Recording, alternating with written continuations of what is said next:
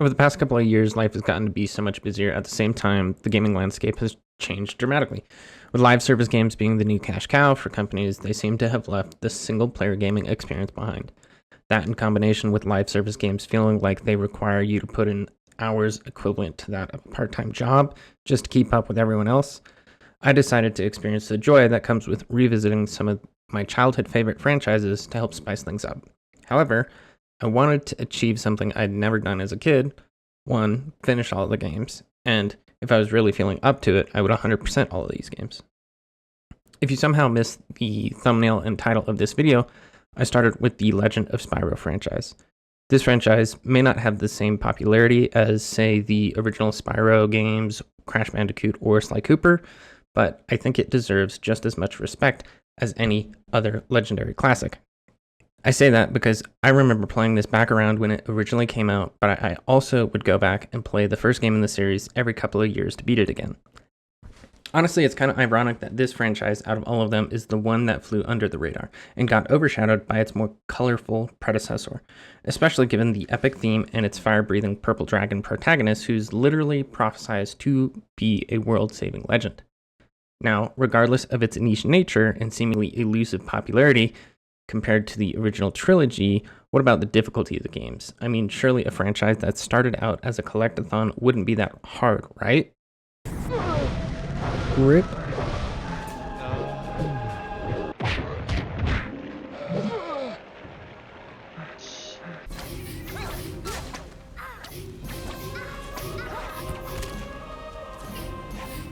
Bro, literally how?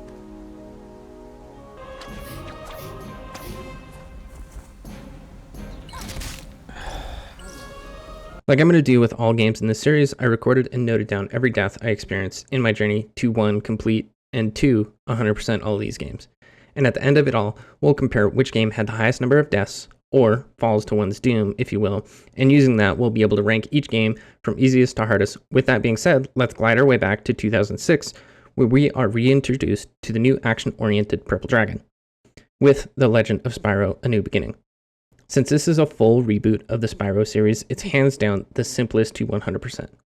No callbacks to the classic collectathon era, you just hoard enough blue gems to fully upgrade all 4 breaths and boom, you're done. We open with a quick tale of a tragedy with silver lining, of course. The Dragon Temple is under attack by the apes, but with the help of the red dragon Ignitus, an egg is saved, and this egg just so happens to be Spyro, who is taken in by a family of dragonflies. This introduction doesn't paint Spyro as the brightest dragon. Even though he is seemingly the only dragon around in the intro, he would easily be the dullest dragon around despite having no competition because he genuinely thought that he was a giant purple dragonfly, like the rest of his adoptive family. He quickly learns, though, that this isn't the case when he blasts some apes with his fire breath to save his trusty companion and adoptive brother Sparks. The swamp acts as a tutorial level where you get introduced to all the mechanics. It isn't too hard, but since I'm a modern gamer, I did pick up my first death fighting through inverted controls. It is safe to say I remapped my controls and was off to the races. Of course, by learning he is a dragon, we have to go investigate and learn more about where he came from. So we head off to the Dragon Temple. This is where the real journey begins, as halfway through, Spyro meets Ignitus. Of course, Spyro blasts off a million questions, and this is when Ignitus gives us the download and some much-needed exposition. The dragons were at war across the islands against the Dark Master, as the Dark Master was trying to prevent the prophecy of the Purple Dragon from being born and leaving his stamp on the age. In this war, the dragons had almost won, but that is when the Black Dragon, Cinder, filled the skies, turning the tide against the dragons to where she now has an iron rule over the islands, keeping the Guardians apart from each other, sucking their power away from them to prevent an uprising against the Dark Master. Hearing that he is the Purple Dragon the prophecy foretold of, Spyro decides to step up to the challenge, and he wants to reunite the dragons, which is when Ignitus gives Spyro a quick lesson in all of his fire abilities and then sends him off to rescue Voltaire, who's held captive in Dante's Freezer. Dante's Freezer is where the game starts to introduce new enemy varieties and environmental obstacles. I'm ashamed to say I didn't learn how easy it was to avoid damage from these obstacles until much later in the game, so I gained a death or two along the way in this level because of them. Still, some way through the level, we unlock the electricity breath, which came in handy in some spots, but still it wasn't at its full power because at this point I completely ignored upgrading any of my breaths. Ignoring my breath upgrades at this point was a major mistake, as the boss on this level gave me more trouble than I anticipated. You have to skate around on some ice, which led to me sliding off the platform to my death too many times. This, in combination with the fact that I struggled to dodge some attacks from the boss, it took too many attempts to finish off the boss and save Voltaire. Still, I persevered and finally finished the boss and saved Voltaire, even with my weak fire breath. After saving Voltaire, you return to the temple with Ignitus, where we run through some training with Voltaire and unlock another aspect of the electricity breath. When it lands right, it will suspend enemies in the air, but I found it wasn't worth it, the drain on my breath bar with how inconsistent it would land. But with that, we were off to rescue Cyril, the Ice Guardian, in the Tall Plains level. The Tall Plains is a massive, lush jungle on towering cliffs filled with ancient Atlawa ruins.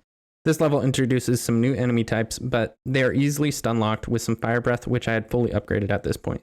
This is essentially the formula for the rest of the game. Enter a level to free a guardian and get some upgrades along the way. Not long after starting the level, we help release Chief Kane from being held by Cinder's apes, but he wanted nothing to do with us. Still, we end up saving him again while we unlock the ice breath by freezing a waterfall, preventing him from falling to his doom. We then solve a few puzzles and leverage some water wheels to traverse the cliffs. After all is said and done, we get to the final Stone Sentinel boss, a massive stone golem god that the Atlawas worshipped. This boss was a breeze, and since we killed the Atlawas god, they begin to worship Spyro and Sparks, but since we're still on a mission to save the Guardians, we return to the temple to train the ice breath with Cyril, and then make our way to the Munitions Forge to save Terrador. The Munitions Forge is a hellish volcanic island turned industrial nightmare. Smokestacks, belching pollution, lava pits everywhere, and a massive volcano rumbling like it is about to blow. Before we can save Terrador, we have to save the Manweir-Smalls, adorable mole folk slaving underground to forge weapons for Cinder's apes. A few new enemy types are here, but none are insurmountable. About halfway through the level, we chase Steam, which is a new mechanic, a rail section, but it's not difficult whatsoever. After this chase, we come across a bell, which Sparks eggs Spyro on to touch, which briefly ends up with him getting stuck, but that doesn't last long as Spyro unlocks his Earth Breath. This is the most powerful breath, but it does drain your breath bar pretty quickly. Still, it's quite useful, especially when it comes to cheesing enemies off of ledges. We finally make our way to the final boss, Steam. This is a circular track arena. The first few phases are not hard, but the chaos of the fight ramps up towards the end. After defeating Steam, we have successfully saved Terrador, but Cinder crashes in, steals his power crystal, chases you out as the volcano erupts. Pure chaos. Amidst this chaos, Cinder ends up kidnapping Ignitus. So now we have to save him and face the final challenge that is Cinder in the concurrent skies and convexity. So, after Munitions Forge erupts, Spyro trains quickly with Terrador, and then he glides into Concurrent Skies. Concurrent Skies is Cinder's storm-lashed crystal wasteland of lightning spike spires where she's draining Ignitus's power for Malefor's ritual. We run into leaders that smash gates and spawn soldiers, electric leeches that lurk in pools and pack a powerful zap, commanders that build barriers and unleash endless soldiers and leaders until you have defeated enough waves. Then there are multiple gauntlets where you fight multiple waves of soldiers, leaders, and conduits with some crystal brutes intermingled across the level. I can't forget to mention the countless Tesla towers that sweep spotlights across paths and shock everything in range. They can get you in trouble if you aren't careful, but I found them to be a great ally by baiting apes into their path.